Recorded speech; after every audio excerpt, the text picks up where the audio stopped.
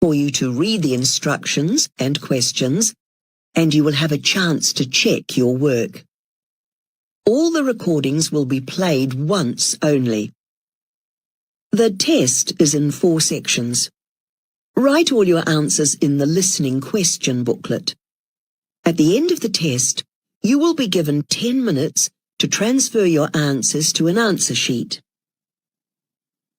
Now turn to section 1 on page 2 of your question booklet.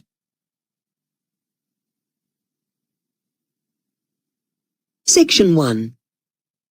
You will hear a telephone conversation between a man who works for a library service and a woman who wants to join a library. First, you have some time to look at questions 1 to 5 on page 2.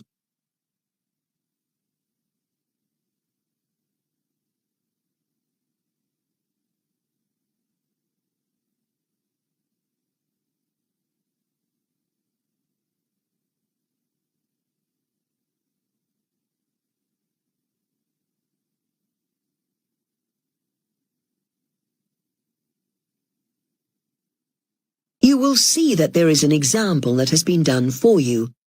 On this occasion only, the conversation relating to this will be played first. Good morning, library services. Oh, good morning. My family and I have recently moved to the area, and we'd like to find where our nearest library is. We don't have a car. Right. So, whereabouts are you? In Perton, in the west. Fine. So I'll just get the details on screen for you. The woman is asking about libraries in the west of the area, so west has been written in the space. Now we shall begin. You should answer the questions as you listen, because you will not hear the recording a second time. Listen carefully and answer questions 1 to 5. Good morning, library services. Oh, good morning. My family and I have recently moved to the area, and we'd like to find where our nearest library is. We don't have a car. Right. So, whereabouts are you? In Perton, in the west. Fine. So I'll just get the details on screen for you. Okay, your nearest one is the Minack Library. Minack. Yes, in Skellen Street. Can you spell that? It's Skellern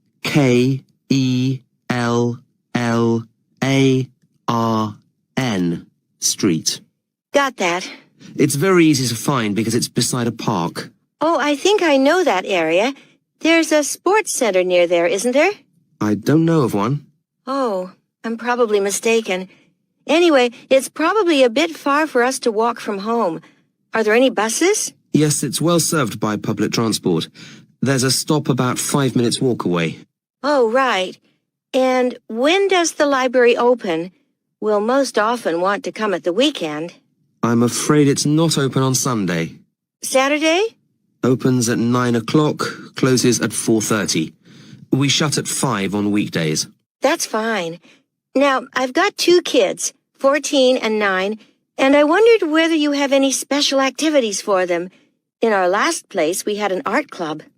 Well, the library does run a drama club, but that would only be suitable for your younger child. It's open for 5 to 13-year-olds. A pity it's not open to both of them. Have you anything they could both go to? Well, there's no reading club that would suit them both. Oh, but there's a singing club that's held every second Saturday afternoon for children of all ages up to 16. Excellent. Before you hear the rest of the conversation, you have some time to look at questions 6 to 10 on page 2.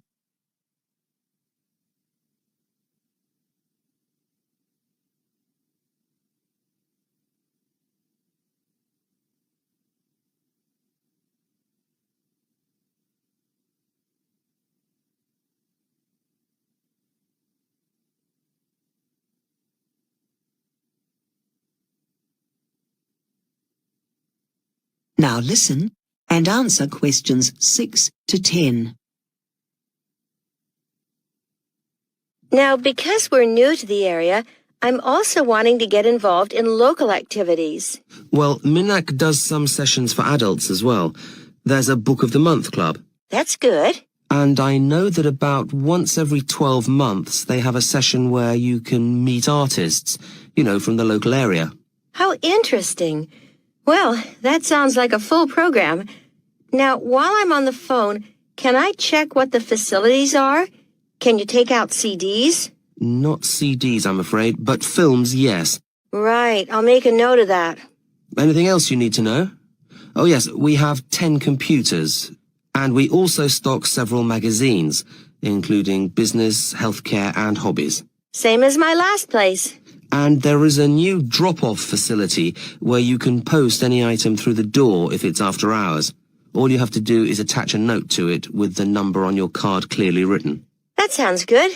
And we do have a small shop on the premises where we sell postcards. We don't have many, but it's a popular service. Oh, that's a good idea. They're very popular. We also have an impressive range of maps of the surrounding area for sale. Well, it sounds like you've got... That is the end of section 1. You now have half a minute to check your answers. Section 2. You will hear the organizer of a family camp talking to a group of people who will be staying at a campsite. First, you have some time to look at questions 11 to 16 on page 3.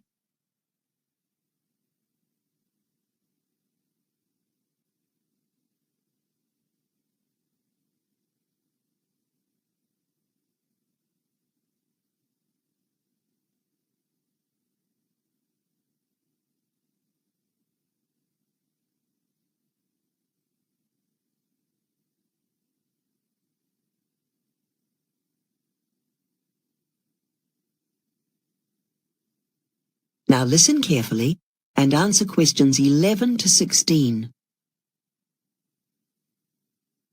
Hello everyone, and welcome to this orientation session prior to our camp next week. Thank you for coming along to find out what you and your children will be doing on this year's camp. To start off with, let's tell you a bit about the campsite itself so that you'll be able to find your way around once you get there. Firstly, we'll be arriving by bus into the car park, which if you look at the plan you have in front of you, you'll see at the top of the picture on the left-hand side. Now, if you cross the road from the car park, the first building you'll come to is the toilet block. It's been recently upgraded, so it's very nice and clean in there now, with plenty of facilities. And built onto that, so this is across the road from the community hall, is the new shower block. The hot water does run out occasionally, but usually there's enough to cope with a group your size. If you now move to the bottom left of your map, among the pine trees, there is a special flat site set up for pitching tents, with power points and outdoor taps for water. Now, let's go back and move along the top of your map. There's another area of pine forest, and then over on the far right-hand side, there's a block of small cabins. Note that this is different from the main accommodation block, which doesn't appear on this map, but is further over again to the right. Now let's look down from there, over the road, so we're moving clockwise round your map, okay? In this next block, beside the flower beds, we have a lovely place for barbecues, where you can cook in the open air.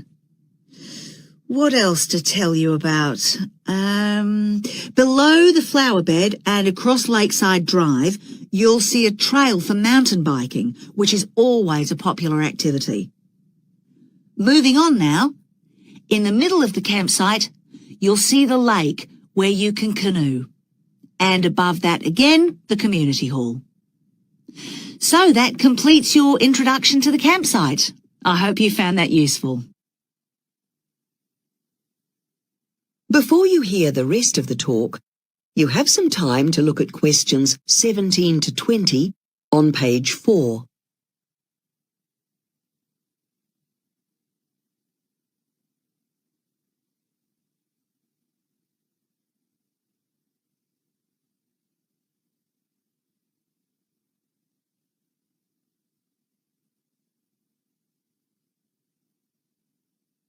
Now listen and answer questions 17 to 20.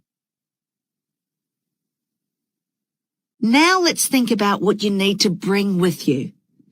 I'm sure you're all wondering what you need to pack. The lake is a bit cold for swimming at this time of year, so you can leave your togs out of the suitcase. While we're on the subject of weather too, usually I recommend that campers bring sunblock with them. But I guess now that we're into April, that too can be left behind. Let me think. Some campers like a torch, but actually the days are still so long that it's light outside till quite late, and the blocks all have outside lighting now. So I'd say that a pair of earplugs are more useful, as in my experience, a lot of talking goes on after lights out. But in April, if it's wet, it can get muddy around the campsite, so to bring boots isn't a bad idea. Finally, can you all please prepare something for the final night concert? Bring your musical instruments or whatever else you need. You can't have a camp without a good sing-along. That's our favourite activity. Maybe you could recite a poem, act out a skit or charades for us if you're brave enough to try that. Or failing that, perhaps you can tell a joke or a funny story. But actually, people much prefer to see some good dancing. I'll look forward to seeing you all perform next week. That is the end of section 2. You now have half a minute to check your answers.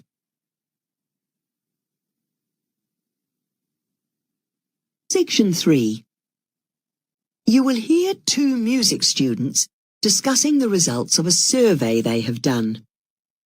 First, you have some time to look at questions 21 to 26 on page 5.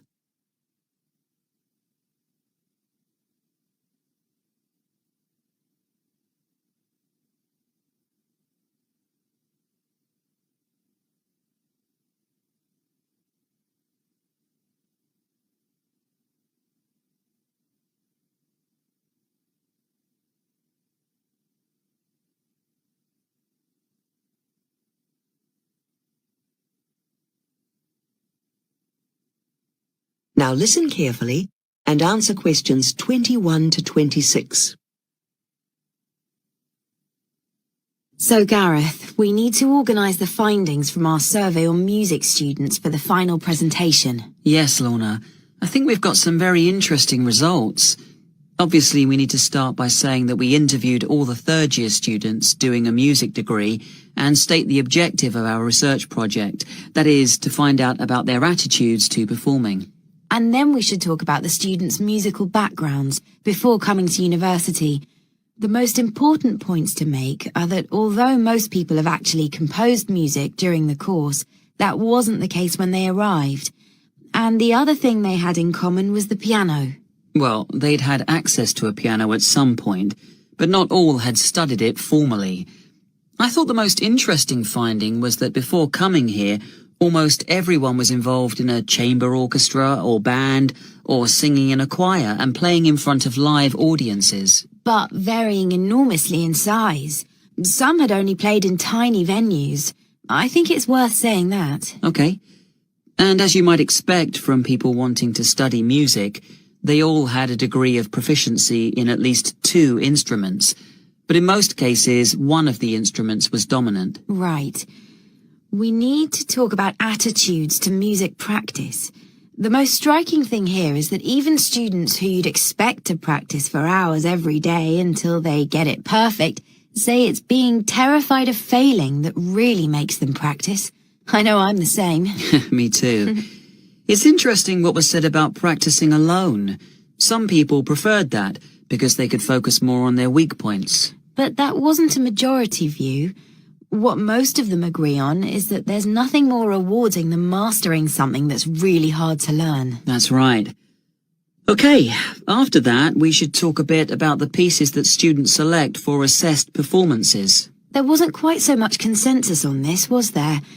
A few people prefer to do pieces which are relatively unknown, while others choose the ones they think will show off their technical ability. But they were in the minority.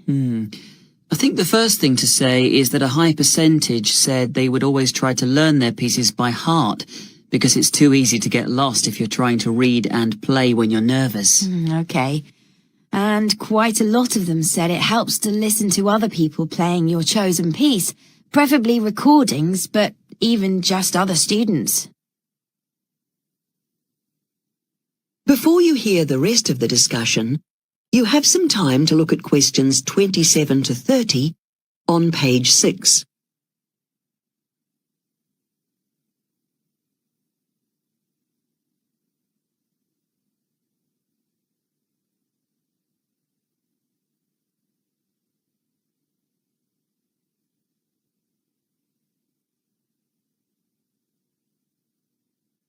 Now listen and answer questions 27 to 30. So finally, we need to look at the findings for students' attitudes to performing. We should point out that this includes informal and formal public performances as well as assessed ones. Yes, that's important. I expected to find that performing solo would make students very nervous, but in fact that isn't the case. They do find it hugely challenging to start with, but they appreciate the challenge and find it stimulating. Right. I was surprised by what students said about deciding which pieces to perform. I thought they'd all say this was easy. For me, it's always been quite straightforward. Which pieces do I like best? And which pieces can I play well? And my repertoire is quite limited anyway. But the most commonly cited answer was that it took them ages to make their minds up. I suppose it's because there are so many factors involved. You need to consider your audience, the venue, the time available to learn the piece, especially if it's complicated. You need to think about all these things, and you can't do that in a hurry. That's true. Then there's performing with musicians from a different genre, like a classical musician playing with a jazz group. That can really be fun. But most of the music students had never even considered it. Right. For performing with musicians who play the same instrument, almost everyone put the same thing. Yes, they all said it was incredibly helpful, and not at all intimidating, which says a lot for the department's ethos. Yes, that's a good point. Okay, what I think we should sort out now. That is the end of section 3. You now have half a minute to check your answers.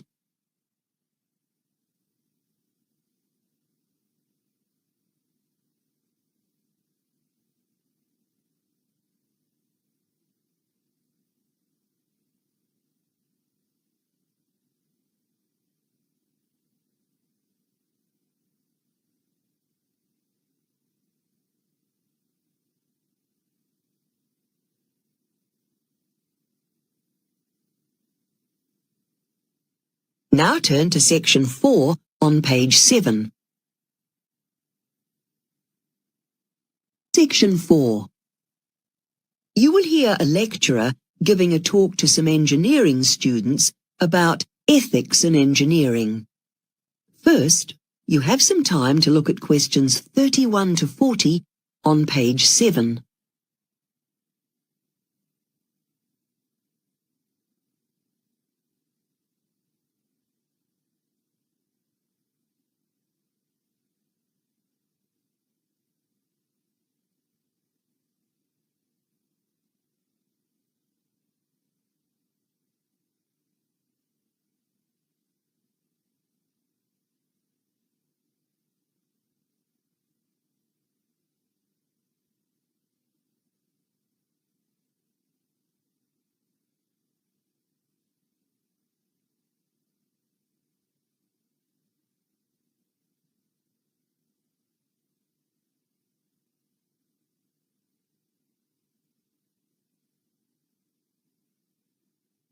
Now listen carefully and answer questions 31 to 40. Good afternoon. Today we're starting a series of lectures on ethics in engineering. That is, engineering principles relating to right and wrong conduct and the sorts of moral responsibilities that you will have to uphold in your professional lives. I'm going to start by giving you a brief outline of the history of ethics in engineering. It was, of course, only in the 19th century that engineering really emerged as a profession. Initially, ethical issues were considered to be a personal matter, something to be decided in accordance with one's own principles and values. However, things gradually changed as the profession grew and as engineering projects became larger and more complex. A need began to be felt for a more codified set of principles that all engineers would agree to follow. Unfortunately, it took 3 major disasters to bring about this change in attitude. All 3 of these involved the collapse of bridges. The first, known as the Ashtabula River Railroad disaster, happened in 1876 in the USA, and we now think it was probably caused by metal fatigue. Then in 1879, there was a second disaster, this time in Scotland. This occurred because engineers had failed to correctly calculate the effects that wind would have on the structure. The third collapse occurred in 1907 in Canada. This was also due to an engineering design problem. The weight of the structure was so great that it could not support itself, and it collapsed. Public outcry over disasters such as these eventually led to the establishment of professional societies for engineers in most industrializing societies. Another different type of disaster also had an impact on the development of professional engineering organizations, and I'd like to talk about this in a little more detail. This incident, which happened early in the 20th century, is known as the Boston Molasses Disaster. At the time, molasses was used rather than sugar as the principal sweetener in the USA. It was also used in the manufacture of a number of other important products. One company in the city of Boston had a large amount of molasses waiting to be transferred to another factory. The molasses, more than 8 million liters of thick, sticky liquid, was stored in a tank. Suddenly, this collapsed, unleashing a wave of molasses up to 5 meters high. Nearby buildings were swept off their foundations and crashed to the ground. The wave also swept away a considerable stretch of railway track.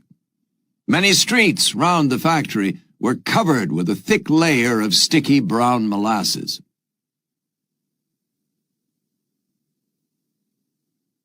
Local residents were furious, as they felt that the company was to blame.